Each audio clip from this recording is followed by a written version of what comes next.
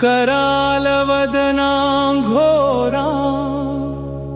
मुक्तकेशी चतुर्भुजा कालिका दक्षिणा दिव्या मुंडमाला विभूषिता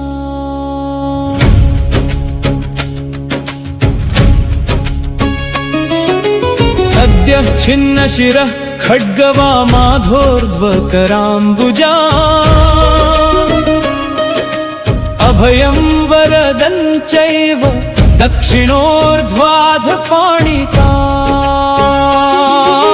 महामेघप्रभां श्यामां तथा चैव दिगम्बरीं कण्ठावसक्तमुण्डाली गलद्रुधिर्चर्चिता।